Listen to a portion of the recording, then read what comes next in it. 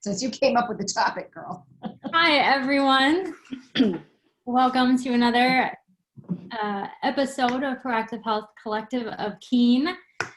Friday?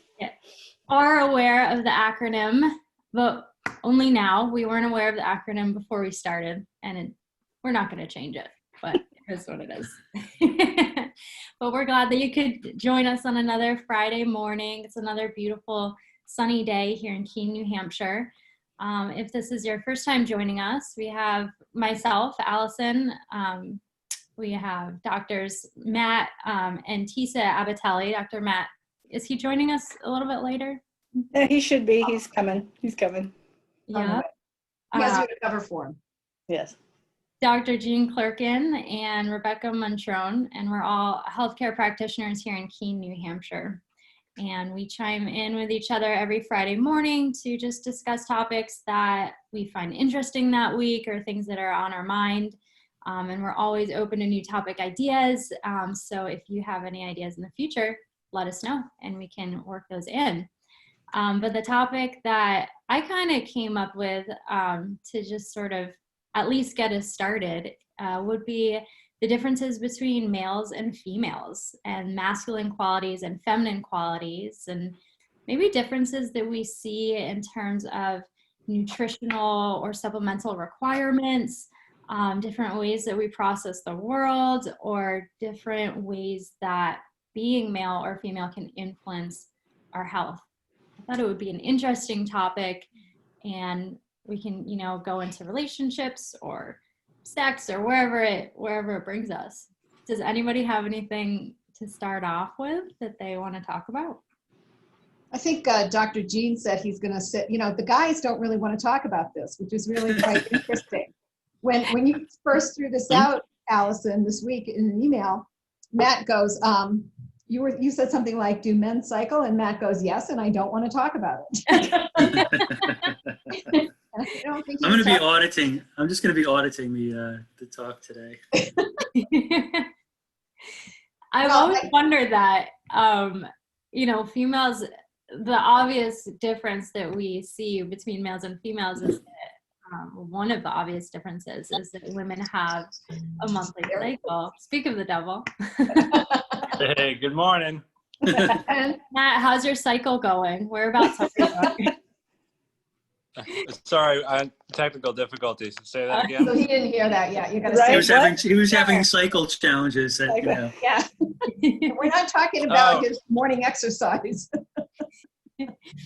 Well, one of the major differences that we see is that we're going to have these cycles, and I've always been curious if do men cycle, and Becky was saying how you chimed in and you're like, I don't want to talk about it. Yes, but I don't want to talk about it.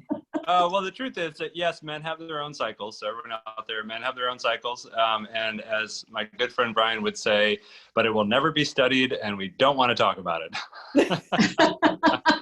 Right, that's what you think. At least until the women take over the world, right? Then it probably will get studied. So stand by, because that is happening. I don't know. I think it's a bit of an injustice because women clearly cycle. I mean, you can't deny that. And women have a lot of hormonal issues, such as PMS or PMDD or perimenopause and postmenopause. And so we're all very well aware that women are very, very much impacted by hormonal health and hormonal differences. But it might be an injustice to men a little bit not to, to consider that for guys. So I would say this is, yeah. Yeah, I think that, it was described to me once, I can't remember what instructor I had, and we were talking biochemistry, and that, we all have many cycles that are occurring. In women, obviously you have this very regular, or for most women, somewhat regular, obviously it varies with challenges, but a regular cycle that is very pronounced in how it presents, obviously, where there are many more subtle cycles going on. And, it's almost like, and sometimes when a few of them or several of them kind of peak at the same time, that's when you might really feel that, outwardly. especially as a male, you know, because I think, you know, if we're more in tune with our bodies, we probably will be more in tune and paying attention and noticing the subtleties of our own cycle, whatever that may be, or cycles. So, Yeah.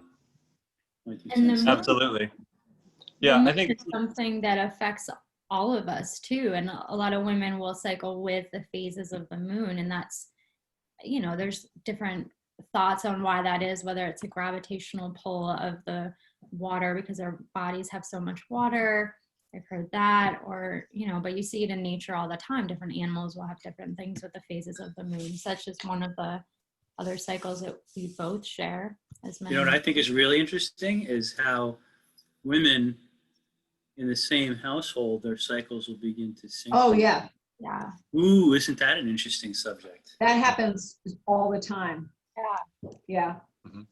you know, first thing to understand, right, is that we're more complex, we're more sensitive and expansive than we'll probably ever really know, right? And that we live not on this planet, but think of it as that we live in this planet, you know, that we're living in the earth, and that includes, you know, the surface that we live on, but all the way up through, and those factors that play into that, you know. So we talked about the moon. There's a reason we call it, you know, a woman's moon cycle, like where is she in her moon, those types of things, you know. And then what are the cycles, and then what are what I would say are the tides of self also. So, you know, sort of the in tide and then the out tide, as that sort of goes in and out. What are the tides of self? Because that really helps us see a little bit more into not only what are our natural rhythms and cycles, but also what is going on here in terms of the actual physiology and how that's playing out in our interpretation of our world. Well said. Yeah, I like this conversation's almost getting more into like cycles and rhythms, which is really cool. Do you guys at Cheshire Wellness, do you guys, I know you have a lot of talk about like the ways that we interpret the world. Do you also see like phases of growth and like rhythms with ages, or where you are in yourself kind of healing? It's a great question. Matt, you can take that one. You were talking about it this morning. That's so funny. I was going to point to you because Allison, it cut out right in the middle of it, so you're gonna have to say it again. Oh, okay. I was wondering at Cheshire Wellness, you guys, do you talk about like different phases in terms of like where you are in your self-healing, or where you are in your aging process, or like just kind of stages and rhythms of things like that? That's so funny. It just cut out again. It's obviously not a question to get at. Oh my goodness. Apparently he's not supposed to answer it. Well, That's so. I think he's lying. He doesn't want to talk about part of, anything. he doesn't want to talk about it. Let me try to change the connection here. I don't know. I'm not Well, sure. Tisa, why don't you answer in the meantime? Okay, so yes, Talked about the answer is yes, with many different aspects of what we look at when we look at somebody's body. And we actually have classes on the rhythms within our body that point to, so there's seasons of acknowledgement within your body. So Discover Care is the basic care that we call, or that we connect with. And it is basically connect and release. Like, it's when people first generally start care and everything is locked and protected. And we talk about defense posture and forward head position of the body. And so they're working, people are working on just connecting with themselves, just realizing they have a body. And sometimes it's really easy to connect, and sometimes it's not easy. And because they've been so disconnected, and some people notice a big transition right at the very beginning, and then some people it takes a little bit longer. Everybody's story is different, everybody's rhythm is different. And then it integrates into Transform, which is going a little deeper into the tissues, more into the musculature, and connecting to the lower aspects and upper aspects of the brain, and how that interprets our world. And, you know, it's funny, we were listening to something this morning. We don't see the world as it is. We see the world as we are, you know, and so everybody sees the world differently. And so everybody's going to have different rhythms and patterns that go along to interacting in that world. And as we help them become more aware of their world and more in tune with themselves, how they interact starts to change. So transform is like really that changing. We always use the analogy of a caterpillar to a butterfly. The caterpillar, you know, is in discovery. He's eating and eating and eating and building up energy and building up energy. And then he builds the cocoon, right? And within the cocoon, that's where the like transformation really starts to take place, where the body shifts, the body morphs into something completely different, right? Caterpillars don't look like butterflies, but that's what they were at one point in time. And then the actual breakthrough, the transformation, is them breaking out of the cocoon. And if you do it for a butterfly, it kills it. So it has to go through that struggle. So transform is like a struggle of self. And a lot of people will go back to, oh my gosh, this pain is again, and I had that 20 years ago, and this is really bad, or this came up, or, you know, and it's like kind of where the rubber's hitting the road and you're actually facing, you know, the challenges that you've tried to avoid for a long period of time. And then, so transform moves in, and then on the other side of that is awaken. And we integrate all of these. That's the fourth season, the integration of all of them together. But the caterpillar breaking out through the cocoon is transforming into awaken, and they're this beautiful new self. And we actually get that luxury every 7 years. We change every 7 years into a totally new human being. We're not the same as we were when we were born. We're not the same as we were when we were 7 or 14 or 21 and so on. Like, we're all different people every 7 years completely. And so we have an opportunity to change into something else. So if we're wiring the same story that this is wrong, this is bad, this isn't working, into, ooh, I want more of this, and I think this would be fun, and perhaps, you know, I could change my life to this or start doing this. Like, we have the opportunity every day, every year to go into something different. And sometimes we just don't know how to change that story. So this care helps you connect with yourself to help change that story. And then we also have tied into it is SRI, which is somato, body, respiratory, breath, integration. Matt, you could probably want to talk about that, but we do classes on that too. It's breath work to connecting ourselves even more to ourselves. And it talks about more the rhythms of people's bodies. So Matt, do you want to talk about that, since you actually have a class coming up? Yeah, there's a lot to unpackage in there. Basically, SRI is a really great, you know, homework. Like, it's a discipline that stands all on its own. It definitely is part of what we consider network care. So network spinal that we do in the office, SRI, those two together create network care. And what network care is ultimately is a transformative wellness-based healing model. So the SRI classes give you the tools, breath, focused attention, movement, to be able to actually access these shifts in the physiology as they're happening in the moment. You know, so for guys, it's a lot of like, am I firing on all cylinders? Am I present? Am I in my power? You know, for women, it's a lot of like, can I access the wisdom that I have that I need in this moment? Can I get more connection in this moment when I need it? Like, whatever it is for you, it's just a way of accessing that. So that's the little brief synopsis, and you can check out our website if you're interested in more. I have a question. Mm-hmm. Can you, all right, so what do you notice, Drs. Matt and Tisa, and probably Dr. Jean too, well, all of you, all right, I'll put this out there. What do you notice in the care that you, the type of care you provide? Influence on, you know, and again, we're going back to women because the men want to avoid this at all costs, but in hormonal in hormonal things, like what about you, Doctors Tisa and Matt, when it comes to women with hormonal irregularities, or, you know, bad PMS, or maybe heavy periods, or, you know, endometriosis, you know, things like that? I would think that your level of care, your type of care, is not going to be the be all and end all, but I would certainly expect it to influence. Yeah, that's a really great question.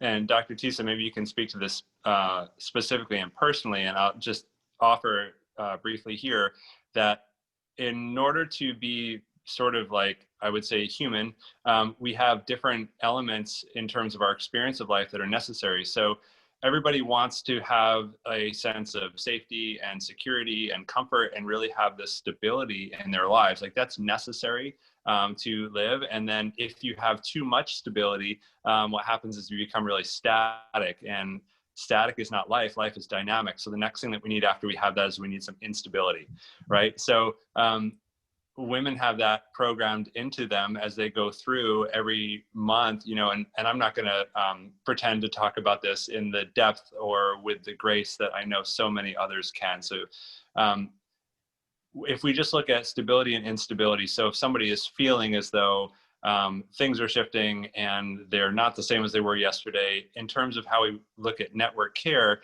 if we have stability in a system, in order to have growth, we have to introduce a little bit of instability. So what it does is it provides an opportunity for reorganization.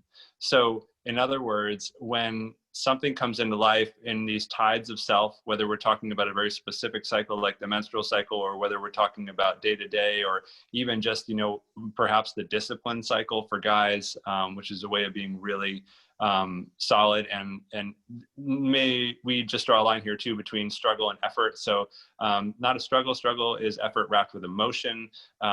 Effort is just like it takes effort to go to the grocery store, you know, like you have to put in some work here. But if we take a look at these sort of, you know, tides of self as they go from stability to instability, the instability is the opportunity for growth. It sounds like, so the way that I would talk about that in the language of Chinese medicine is yin and yang. And yin is more feminine and yang is masculine. But yin and yang, they only exist in relation to one another. They're opposite, but everything's made of yin and yang. So within yin qualities, you have yang, and within yang qualities, you have yin. And so yin qualities, the more feminine ones, are like flexibility, they're more receptive, more calm, inward, quiet, just kind of holding, waiting, processing things.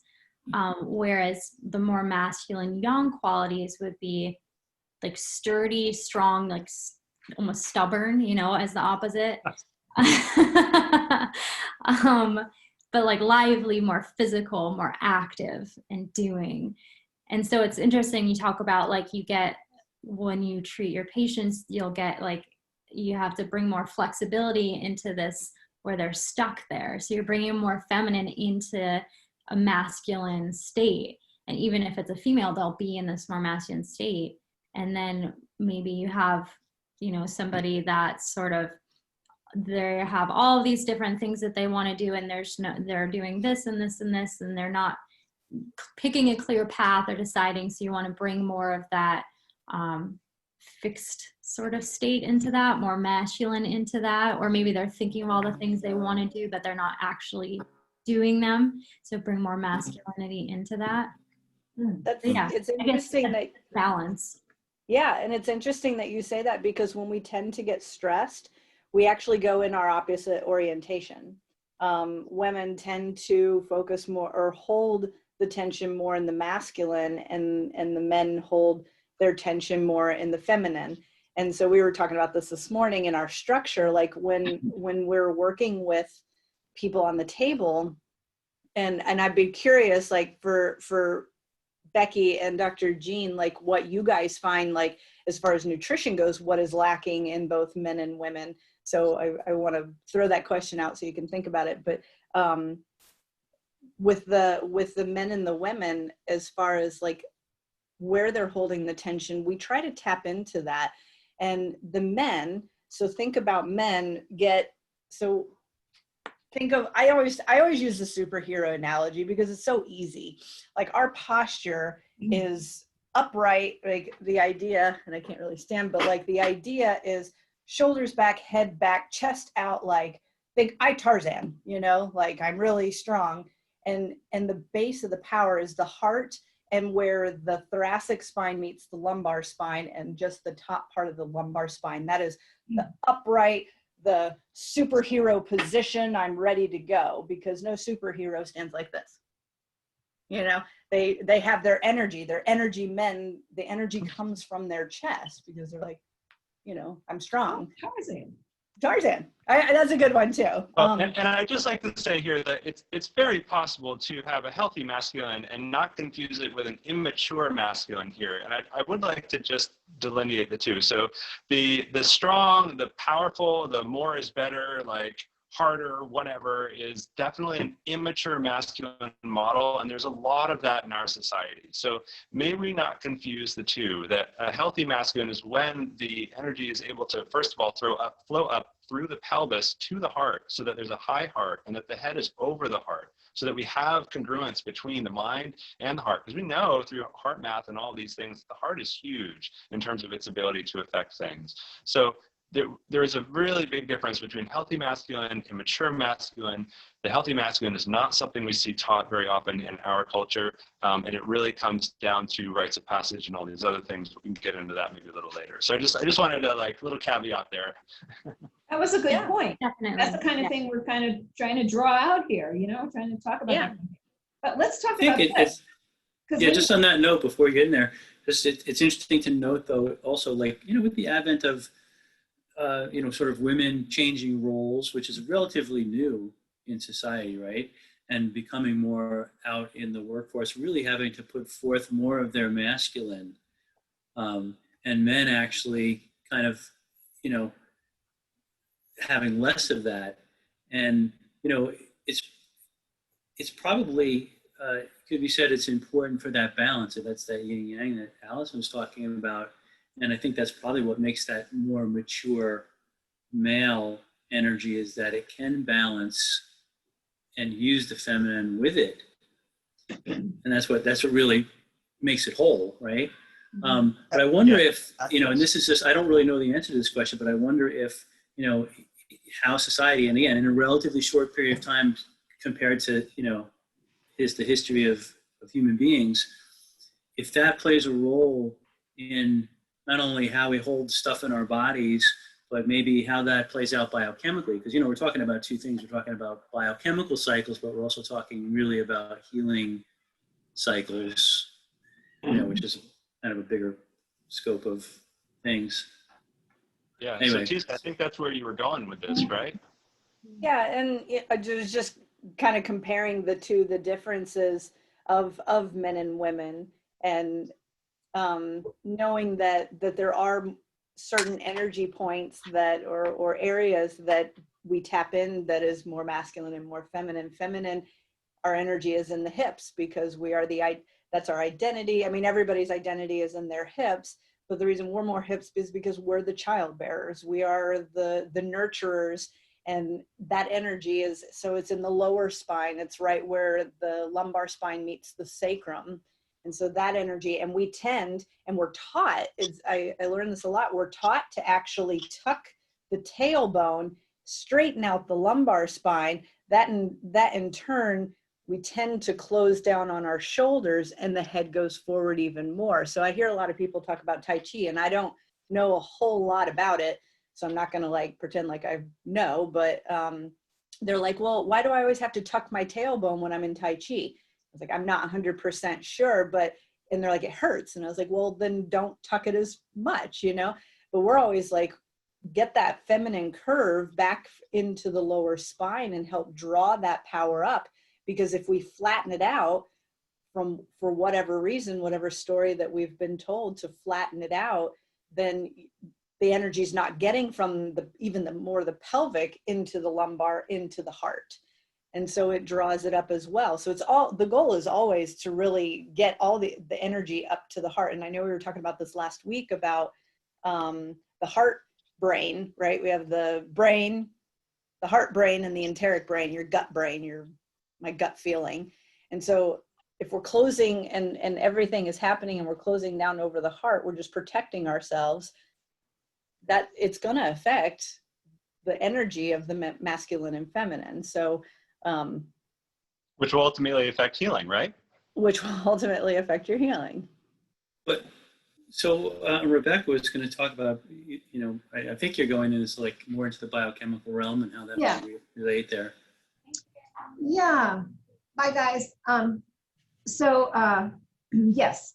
So we have things that are going on that are biochemical. We have hormones, we have all kinds of things like that. We have a lot of environmental issues that interfere with normal, healthy hormonal health, such as, our high estrogen plastics, glyphosate, organic, what we call organochlorines. We're in a very high estrogen dominant environment. People microwaving, especially with plastics, okay?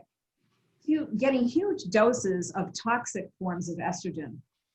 And our sunscreens and things like that, we even see that, in the waters where people, frequently go and dip into the water with sunscreen on, we're seeing changes in sexual orientation of some of the marine animals. So there's a lot happening in our environment, in our world, that we're not in the Garden of Eden. So it would be lovely, if we were, and we didn't have all of these influences. But there are a lot of things that are really screwing people up. One big thing in women's health is polycystic ovarian syndrome, which we see really prominent in the agricultural parts of our country, where the pesticides and the herbicides that are rich in synthetic estrogen, you can't get away from it. It's in the air, it's in your water supply, it's in everything. California, been looking at states like, Ohio and places like that, where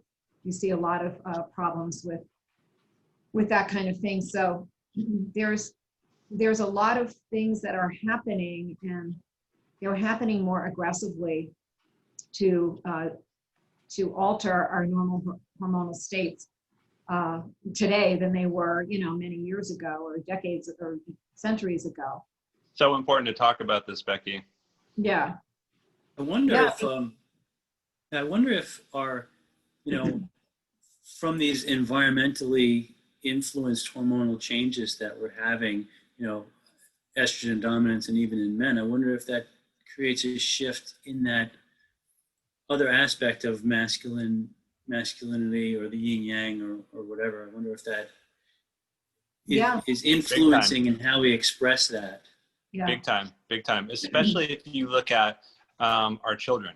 So I'm really big on rites of passage. My work before what we currently do now in the office was really big and focused a lot on that, providing those opportunities for young people, especially teens, when we're really biologically craving it. And it might be fun to kind of go into what's actually needed in terms of like physiological rites of passage when we need to like establish these along the way.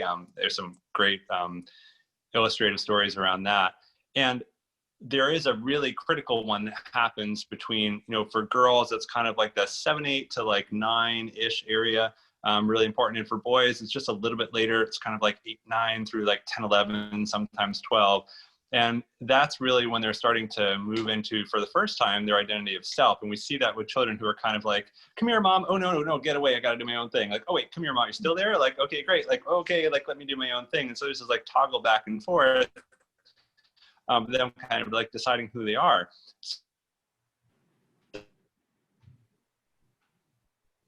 Oh, that was so interesting. We just lost you at the very end.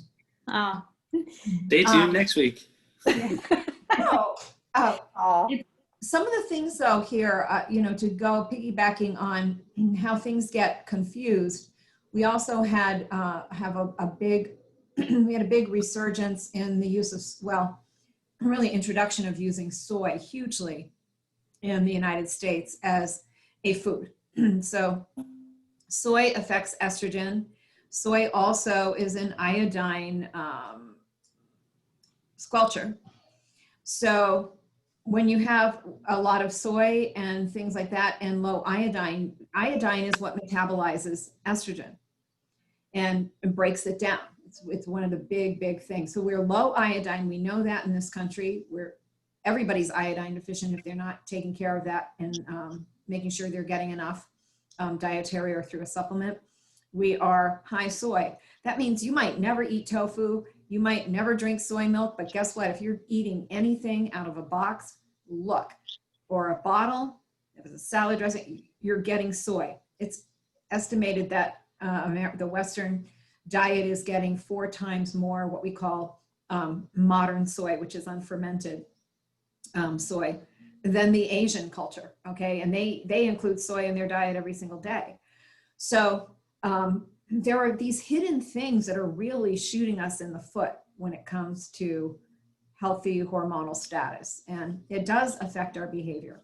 I've talked before about PMDD. So we talk about, the feminine quality is this relaxed, whatever, patient, waiting, calm. Oh my goodness, look at some of these riots that we've seen recently, in our country in the last, oh my goodness, these women, they look like, oh my word. I mean, mommy dearest, it's horrible, the things we're seeing. And that's not like a healthy yang balance here. This is, when I had the raging form of PMS, maybe that's yang, but it's not, it needs to be balanced. And I agree, these things are, our languages all are addressing the same things. And eventually it all comes down to the same things. And we have a lot of problems. For guys, I really love boron. Boron is a trace mineral that can go missing for people, but we found in men, and it's fantastic at a dose of like just 10 milligrams a day to help with, especially as we look at as guys are aging. It said participants were given 6 milligrams of boron per day for 60 days, blah, blah, blah. Vitamin D levels increased just from the boron by 19.5%. DHEA, which is a fantastic prohormone for all of us, increased by 56%. And free testosterone increased by 29.5%. So, this is a very simple thing guys can do. And also, the big thing was, it says, males given a daily boron supplement of 10 milligrams every day for 7 days realized an outstanding 28.3% increase in their free testosterone. Perhaps just as impressive, their estrogen levels dropped by 39%. That's a big problem for guys. And as you're getting older, you're gaining belly fat. One of the reasons is the high estrogen in our environment. And then that fat is producing more estrogen. And so, this is like, a vicious circle. So guys are like, why could I go on a strict diet, 3 years ago and I lost weight and I had no problem. And now I'm doing this and it doesn't help me at all. So we cannot look at hormonal health only as for women. Guys are really suffering, and erectile dysfunction is a huge problem today. And I think it's related to all these things we're talking about. It should not be this way. We shouldn't be having this. And that's problem. a precursor to most heart disease things too, which is a really important thing to know. Number one killer. Yeah. Interesting, just a little side note that a lot of times women using creams, like steroid creams, and then they're lying next to their man in bed and transferring those via skin contact. And so a lot of men are getting, their hormone levels, and, ultimately, they're, like you said, their testosterone levels are dropping due to, to intaking the hormones from the wife or whatever. So it's an interesting note there. Yeah. A lot of people don't realize how easy it is, like skin to skin, just skin absorbing something just topically does go right into your bloodstream. There's actually no boundaries. So if you're inhaling air, you have defense mechanisms like the cilia in your nose, and you can kind of filter that out. And in your gut, you have different things that can help combat those chemicals. But when it's something topical, it just seeps right into your skin, right into your bloodstream. It's one of the... And that's why it's so important, these sunscreens, because the sunscreens contain synthetic estrogens, and we're putting them on our children. And I think, that the increase in recent decades, years in gender confusion, I think is related to a lot of this. I think a lot of what's going on in the womb during development, I think that we are really messing with things here. And yeah, you put a sunscreen on a child and you're just like, you take them to the beach and you're just like slathering it on them and slathering it on them, and they are absorbing hormones. not intended for them. This is not okay.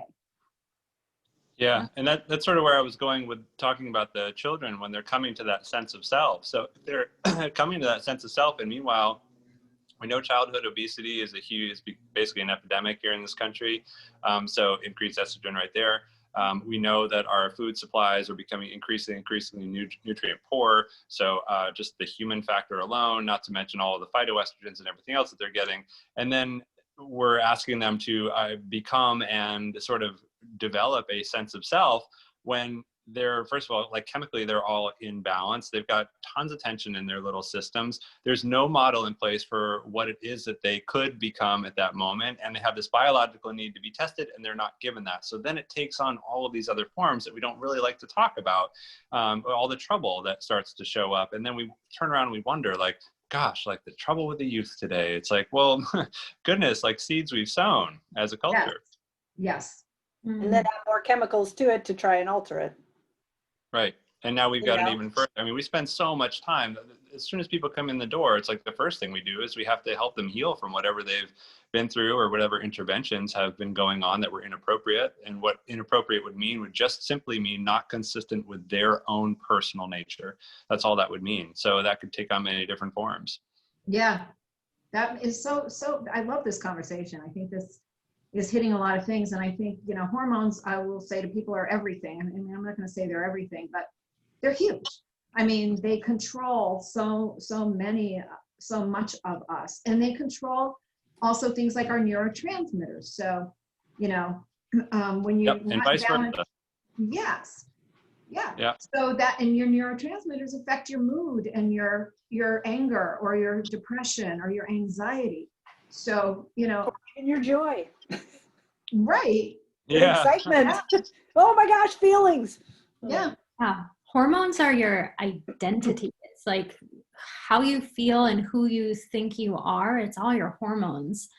One thing I like to recommend for people that have hormonal imbalances is consistency. Like we were talking about earlier, rhythms. Your endocrine system, your hormonal system, it loves the same sort of thing at the same time. So going to bed at the same time, waking up at the same time, having your meals at the same time. If you can get that rhythm into your life, I think it does naturally create this sort of more balanced approach in the body.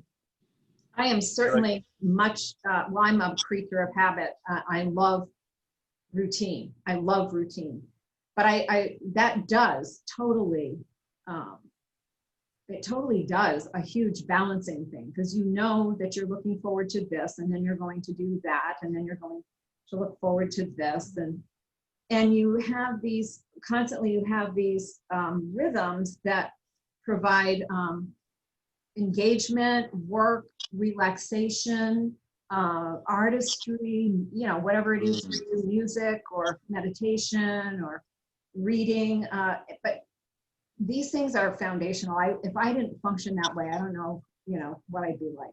Yeah, I'm so glad you brought that up, Becky, because really, you know, so discipline, we often say like discipline is the horse you ride, you know, and that can take on many different forms. And the truth is that like you can't talk about that without talking about state, you know, and what it is that our current state is. And the level of available energy that we have in any given state will determine the outcome of our thoughts, feelings, emotions, even down to our very biochemistry.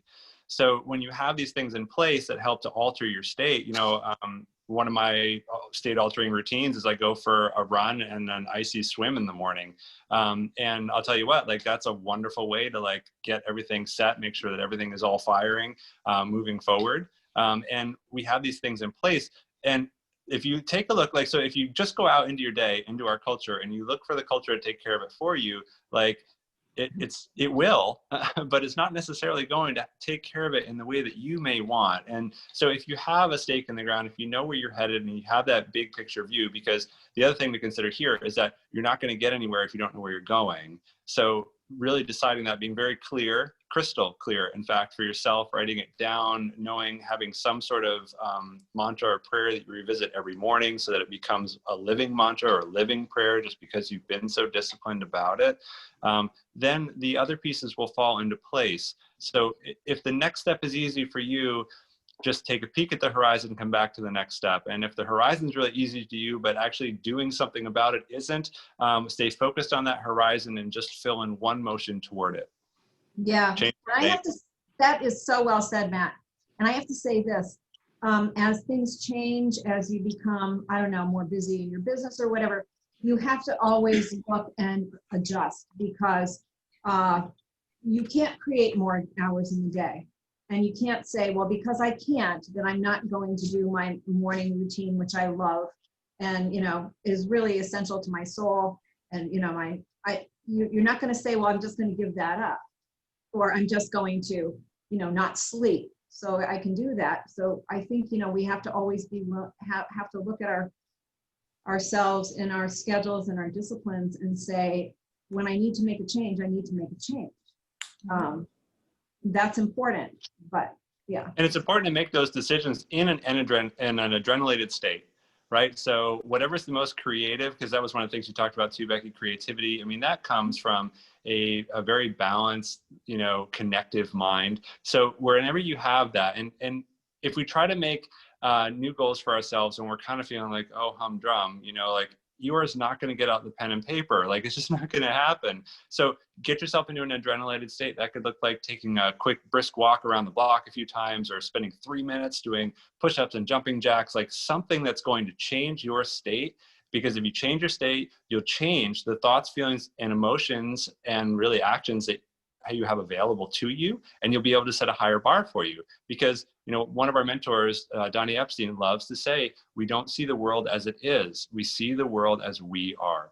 So he'll say, you don't see the world as it is, you see it as you are. And the truth is that whatever we're looking at, whatever we're judging, whatever we're trying to like make sense of, it is an indication and a barometer for what our own personal energetic state is. So if you don't like what you're seeing out there, it's just an invitation to raise your state and set new goals. Yeah, and I love, okay, it was Emerson who said, consistency is the hobgoblin of little minds. And he said, with a foolish consistency, you have nothing to do. So if you're doing something and it's no longer working, change it, you know, change it. New It goals. is the form of insanity. Yep, little Einstein there. You know what Doing I the same noticed? thing over and over, expecting a different result. What? You But know, what it's funny worked that for me last year might not work today. So Yeah.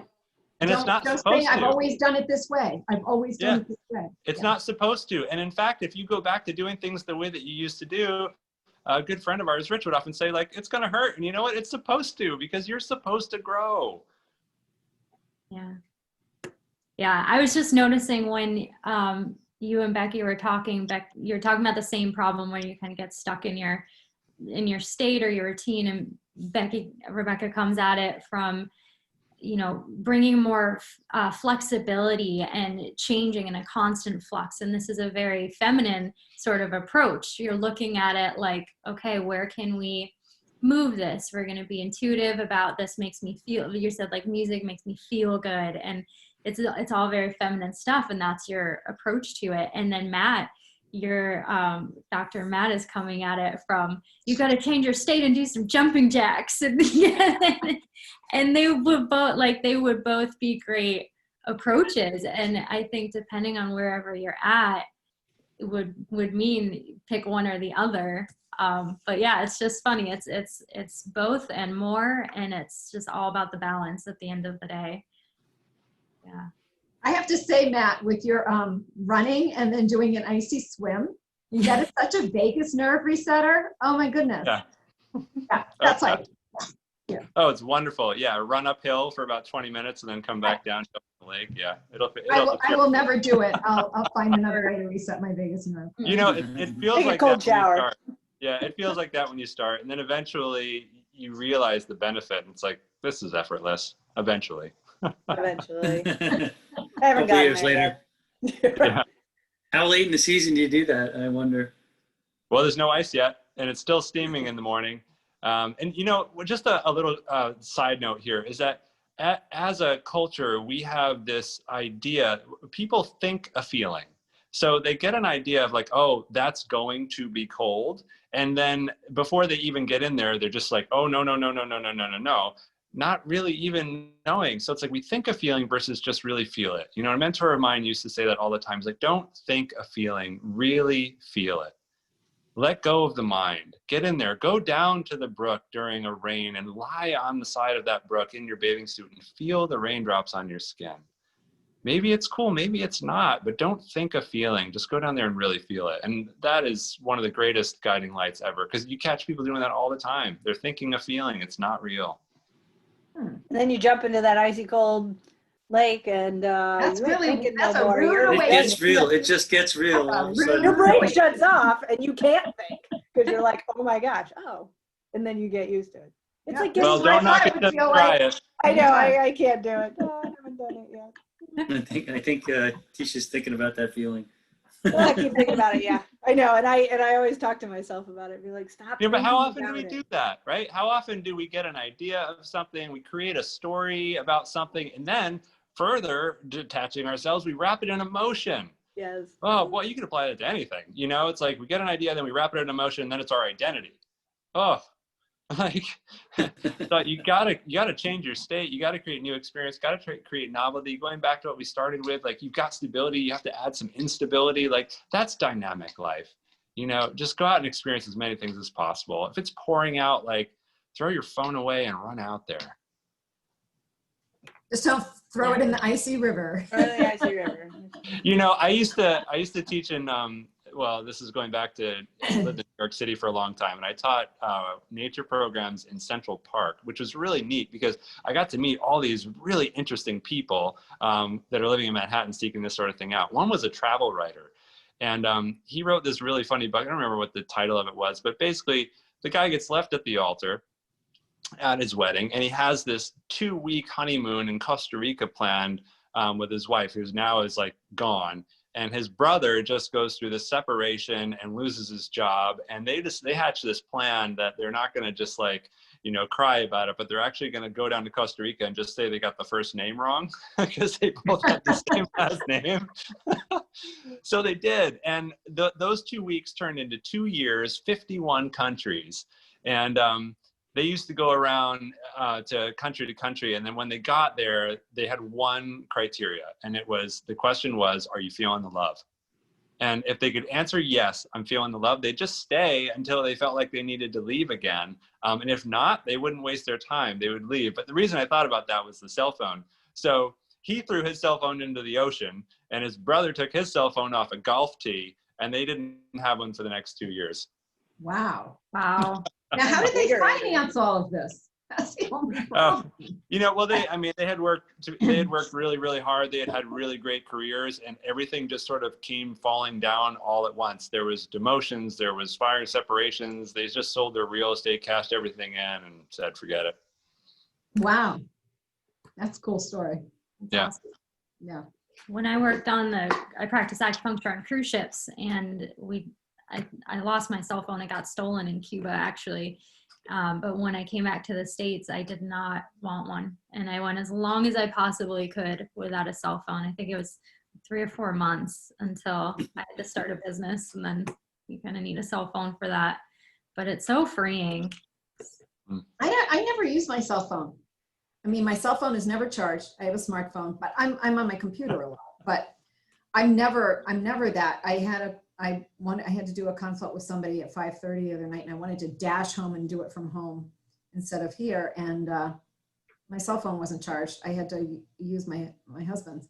But I'm not that way, and I don't text or I don't do any stuff like that. So if I'm out and about, you know, I mean, if I had a car crash, I wouldn't be able to call anybody and say, come help me, because I never have my phone with me. Everyone else would. That's it. Yeah, everybody else does. I know. Right? It's not because I'm anti-phone, but I just don't like them. I type so fast that for me to do this is like stupid.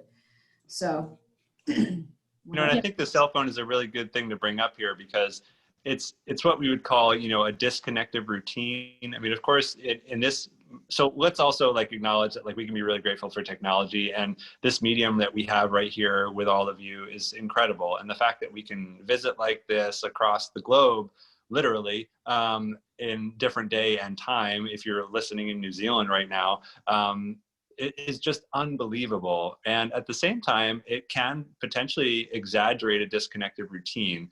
And when we're talking, just to kind of get back here, like we're talking about, you know, a healthy masculine and a healthy feminine, and what are the rhythms and what are the cycles and how does it really function? That comes from a very, very connected place.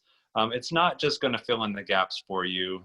You know, the gravity of society is fierce, and it's important to, if you didn't have, you know, the elders that came and knocked on your door and took you out into the wilderness for a week and you had to survive there, you know, with them watching you from a distance to really, you know, get a sense of who you were and why you were here on this planet. If you didn't have that experience, like most of us didn't have that experience when we needed it, then there's some work to do. Like, make no mistake, there is some work to do here. And if you know, they say that the best time to plant an orchard is 30 years ago and the second best time is today. So it's never too late to start. Yeah.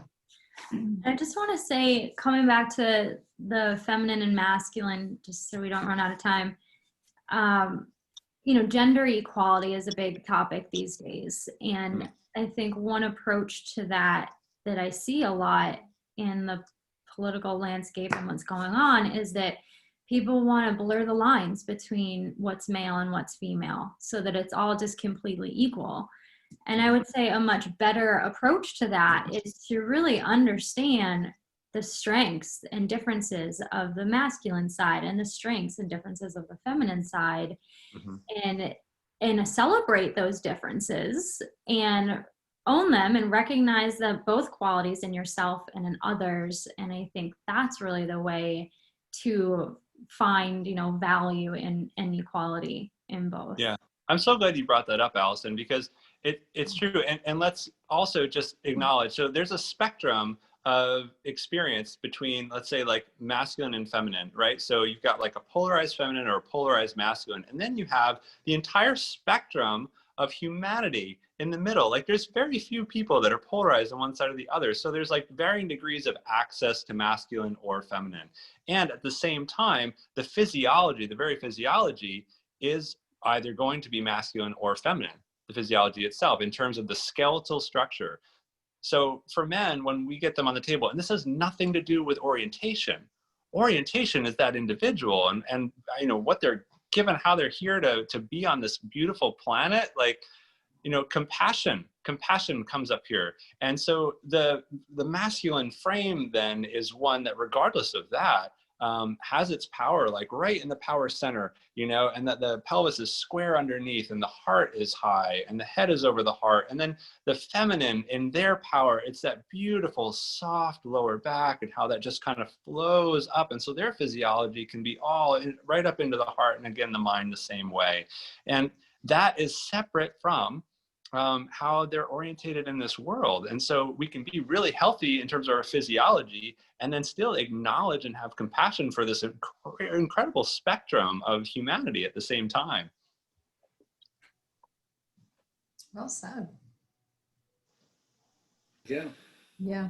Are we finally out of things to say? Did it finally happen? No. We've sort of taken this trip on, you know, more of the energetic realm, I guess you could say, away from the biochemical startings. You know, we did mention cell phones, you know, as a detractor. Also, just, you know, for some practical knowledge, keep them out of your front pocket near your genital organs is probably a good thing to think about. You know, just from a biochemical standpoint, you know, when men come in, all of them have prostate stress, you know, which then can turn into other things down the road. But it's kind of like how it happens, you know, the stresses that we experience, how do they occur in men? They occur, you know, a vast majority of the time, prostate. Yeah. You know, Very good different point. than women. Right? Very good point. Yeah. Because guys, a lot of times, you know, they've got that phone right in their front pocket. Or And, laptops are easy when you're laying down. You put a laptop on your like reproductive organs. Not a good idea. yeah, that's why I use shields. I do use shields, you know, for all that stuff. And I think that's really helpful. But yeah, and I remember reading one time this woman who had breast cancer, and it was exactly here in the pattern where she stuffed her phone right into her bra. And I can remember one time I was getting a haircut or something, and I was in the waiting room, and a woman came in and she was pregnant, and she had her phone like just right on her uterus, you know, in her clothing. And I couldn't say anything. She didn't ask my opinion, but I was like, oh, please don't do that. Please don't do that. You didn't say, hey, stupid. No. I do control myself sometimes. Yeah, I have.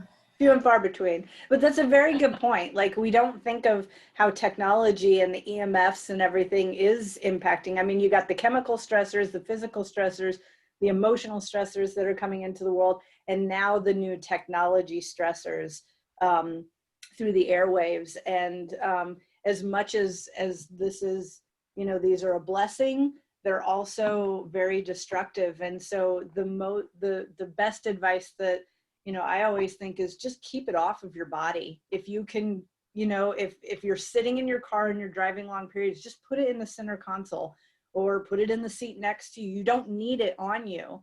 Like, ladies, you know, I know we want to go for walks and we have to listen to music and stuff like that. And I see people just like, even the new earbuds that are not The Bluetooth ones, that's even more EMF and going straight into your brain. Like, Yeah. it's just, we're not aware because we don't really think about it, and it really is impacting us in a huge significant way. So, and like Dr. Jean just said, like, that's huge. If you keep your men keep their things in their pockets, like it's decreasing sperm count, and on a second by second basis. I don't know the exact ratio, but it has been researched that it does decrease count. And so it can really play a huge role. So just one bit of advice, if anything, just keep your phone off of you, like as best you can. Keep your laptop off you. My sister was saying the other day, when she was pregnant, we were at a family reunion or just a family get together in Hilton Head, and she had her book on her belly. And this is my niece, so this was like 11 years ago. And you could see the book like bouncing because the baby was like pushing it, get this thing off of me. I don't like it. You know, it was really funny. She's like, Tisa, what? Yeah, so it was really funny. And she goes, and she noticed it more when she had her iPad on her belly with her son. And he was definitely like, get that thing away. Even in utero, they didn't like it. Of course, now they're just like do it all the time. But like, that's a huge thing. Especially in utero, because they don't know what that is. They just don't like the energy of it. So, you know, there's so many proactive things that we could do to start changing it, putting the shield guards on your phone or on your computer. Oh, yeah. Absolutely. Don't drive Tesla. No, I'm just kidding. I mean, I'm not driving a Tesla, but that's my personal opinion. I was like, how much EMF is this car emitting? I have no idea. No, but yeah, that's a really big thing. And then definitely would be probably disrupting hormones to a major degree. Yeah, and just, you know, tissue malfunction, destruction, inflammation, and ensuing, you know, things that happen. I like the way you say and just. Tissue destruction, inflammation. You know, just, that kind of stuff. Just death, you know. Yeah. It's funny, yeah. It's amazing, you know, how the kids are just so drawn to it. Like, it's a habit. It's so addictive. It's so addictive. Like from the first time they see it, they're just like, gotta have it. It's the blue light, like the bugs that come towards the zapper lights. It's like that. It just gravitates them. I also think that people feel socially awkward. And so, like, I'm a person, I could go to a restaurant and sit down all by myself without a phone or anything and totally enjoy myself, right? But a lot of people feel awkward.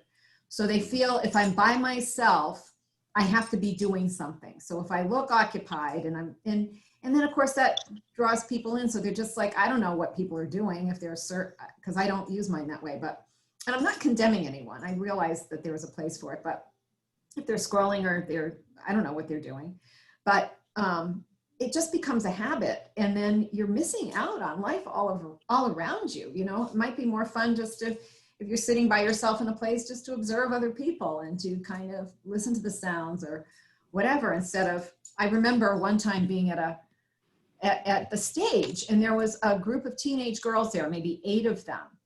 And they were all there, and they hardly spoke to one another the whole time. They were all on their phones. They were taking pictures of each other, and they were texting them to one another.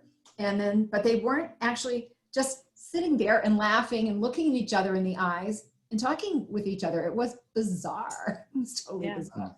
You know, I one of the always thi- think, oh, Go ahead. I Tisa. always think in my mind, like if we're so engulfed in our technology, especially if we're insecure or uncertain about whatever's going off, the love of your life may walk by you. If you're looking for that Good point. and you are looking down and they're looking down, you might miss the person that's supposed to be with you for the rest of your life, that's perfect for you, and you were distracted by looking down. I don't know. That's just what I think, because I used to mess with students all the time at school. Like if they're just on their phone, I would walk in their line of drive and they're down, and I would walk in their line of drive and they wouldn't catch it, but I would move and I'd be like, hey, look up, you know, just like wake up. Look around you. It's a beautiful day. It's fall. Did you know that? You know, Don't so, miss it. Don't miss it. Put it in a different context. Like that could, you know, here we are in this sort of like what we might call a bit of a mentor circle, or this share here. So you might, like, a mentor that you need that's critical to your evolution might walk right by. Like if you're in business, like the $1 million deal that's critical might just walk right by. Like increased awareness can go so far. Yeah. Wake Awesome. up and smell the flowers. Thank you for technology, and it's okay to put it down. Fun chat today. Thank you, guys. Oh, great Yeah. job, guys. Yeah. Are we going to put our technology down right now and say goodbye? I You guess bet. so. Yeah. It's beautiful here in New Hampshire today. Absolutely gorgeous. Have a Happy wonderful, fall foliage. yeah, have a wonderful weekend, everyone. Care. Okay. Thank So you. long. Bye.